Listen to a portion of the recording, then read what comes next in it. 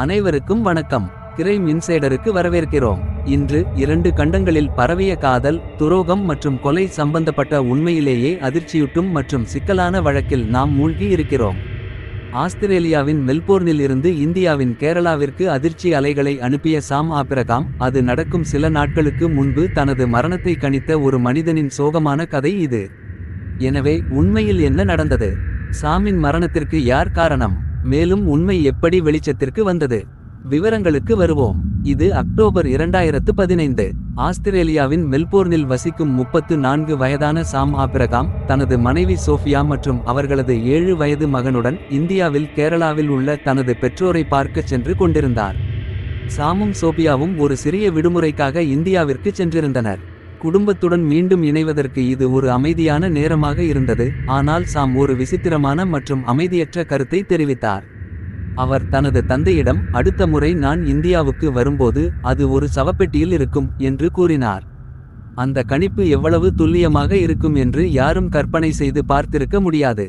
சாமும் சோபியாவும் ஒரு சிறந்த வாழ்க்கையை உருவாக்க ஓமானில் இருந்து மெல்போர்னுக்கு குடிபெயர்ந்தனர். அவர்கள் இருவருக்கும் நிலையான வேலைகள் இருந்தன. மேலும் மெல்போர்னில் வாழ்க்கை இந்த சிறிய குடும்பத்திற்கு சரியானதாக தோன்றியது. மேற்பரப்பில் எல்லாம் சாதாரணமாக தோன்றியது. ஆனால் சாமுக்கு தெரியாமல் சோஃபியா ஒரு இருண்ட ரகசியத்தை மறைத்துக் கொண்டிருந்தாள். சோபியாவும் சாமும் சிறுவயதிலிருந்தே ஒருவரையொருவர் அறிந்தவர்கள்.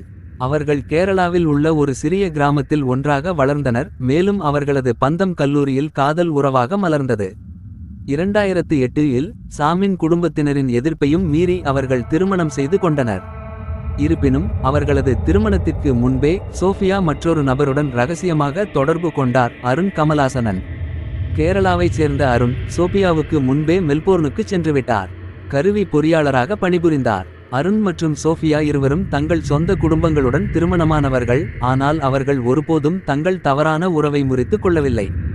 பல ஆண்டுகளாக சோஃபியா சாமுடன் வாழ்ந்தபோதும் அவர்கள் செய்தியிடல் பயன்பாடுகள் மற்றும் தொலைபேசி அழைப்புகள் மூலம் ரகசியமாக தொடர்பு கொண்டனர். சோஃபியா மெல்போர்னுக்கு சென்றபோது அவளுடைய உண்மையான எண்ணம் ஒரு சிறந்த வாழ்க்கைக்காக மட்டும் அல்ல, அது அருணுடன் நெருக்கமாக இருக்க வேண்டும் என்பதுதான். ஆனால் இப்போது சாம் அவர்களுடன் வாழ்ந்து வருவதால் காதலர்களை சந்திப்பது கடினமாகிவிட்டது. அப்போதுதான் விஷயங்கள் கொடிய திருப்பத்தை எடுத்தன. பிப்ரவரி 2015இல் சாமை கொல்ல அருண் தனது முதல் முயற்சியை மேற்கொண்டாள். ஒரு நாள் மெல்போர்ன் மெட்ரோ ரயில் நிலையம் அருகே சாம் காரில் அமர்ந்திருந்தபோது அருண் அவரை கத்தியால் தாக்கி அவரது கழுத்தையும் கன்னத்தையும் அறுத்தார். தாக்குதலில் இருந்து சாம் உயிர் தப்பினார். அருண் அடையாளம் தெரியாமல் தப்பினார். சாமை கொல்வது எளிதான காரியம் அல்ல என்பதை சோபியாவும் அருணும் உணர்ந்தனர். ஆனால் அவர்கள் தடுக்கப்படவில்லை. அவர்கள் ஒரு புதிய திட்டத்தை முடிவு செய்தனர், சாமுக்கு சயனைடு விஷம். அக்டோபர் 14, 2015 அன்று சாமின் ஆரஞ்சு சாற்றில் சோஃபியா சயனைடை கலந்து கொடுத்தார். மனைவியை நம்பி சாம் சந்தேகப்படாமல் ஜூஸை குடித்துவிட்டு விரைவில் அவர்கள் படுக்கையில் மயங்கி விழுந்தார். அன்று இரவே சாம் இறந்துவிட்டதை உறுதி செய்ய அருண் சோபியாவின் வீட்டிற்கு வந்தார். கொலையை உறுதிப்படுத்த அவர் சாமின் வாயில் எஞ்சியிருந்த விஷம் கலந்த சாற்றை வலுக்கட்டாயமாக திணித்தார். சாம் ஆபிரகாம் இறந்துவிட்டார். அடுத்த நாள் காலை சோஃபியா துக்கப்படுகிற விதவையாக நடித்தார். சாம் மாரடைப்பால் இறந்துவிட்டதாக கூறி இந்தியாவில் உள்ள தனது குடும்பத்தினரை அழைத்தார். சாமின் உடல் அடக்கம் செய்வதற்காக இந்தியாவுக்கு அனுப்பப்பட்டது. கேரளாவில் உள்ள அவரது குடும்பத்தினர் தவறான விளையாட்டை சந்தேகிக்க எந்த காரணமும் இல்லை. சோபியாவின் கண்ணீர் உண்மையானதாக தோன்றியது. மேலும் சாமின் மரணம் ஒரு சோகமான, இயற்கையான நிகழ்வு என்று அனைவரும் நம்பினர். ஆனால் மாதங்கள் செல்ல விஷயங்கள் விசித்திரமான திருப்பத்தை எடுத்தன. சோஃபியா தனது மாமியாரை பல வாரங்களாக அழைக்கவில்லை. இதற்கு முன்பு நடக்காத ஒன்று. சாமின் குடும்பம் கவலையடைந்து மெல்போர்னில் தெரிந்தவர்களை அணுகியது. அப்போதுதான் சாமின் கொலை குற்றச்சாட்டின் பேரில் விக்டோரியா காவல்துறையினரால் சோஃபியா கைது செய்யப்பட்டதை அவர்கள் கண்டுபிடித்தனர். பல சிவப்பு கொடிகளை கவனித்த பிறகு சோபியாவை போலீசார் சந்தேகிக்க தொடங்கினர். அவர் சாமின் கணக்குகளில் இருந்து பணத்தை அவருக்கு மாற்றினார் மற்றும் சாமின் காரை அருணின் பெயரில் பதிவு செய்தார். சோஃபியா மற்றும் அருணின் தொலைபேசிகளையும் போலீசார் ஒட்டுக்கேட்டனர். அவர்கள் கண்டுபிடித்தது அதிர்ச்சியளிக்கிறது. கொலையில் இருந்து தப்பிப்பது குறித்து காதலர்களுக்கு இடையே நடந்த உரையாடல்களை அவர்கள் கேட்டனர். ஒரு பதிவில் அருண் குடிபோதையில் ஒரு தலைமறைவான நபரிடம் சயனைடு விஷம் கொடுத்து ஒருவரை கொன்றதாக பெருமையாக கூறினார். இந்த முக்கியமான ஆதாரத்துடன் அருண் மற்றும் சோஃபியா இருவரையும் கைது செய்ய தேவையான அனைத்தையும் போலீசார் வைத்திருந்தனர். நீதிமன்றத்தில் அரசு தரப்பு மிகப்பெரிய ஆதாரங்களை முன்வைத்தது. தொலைபேசி பதிவுகள், குறுஞ்செய்திகள் மற்றும் சோஃபியா மற்றும் அருண் பகிர்ந்து கொண்ட நாட்குறிப்பு.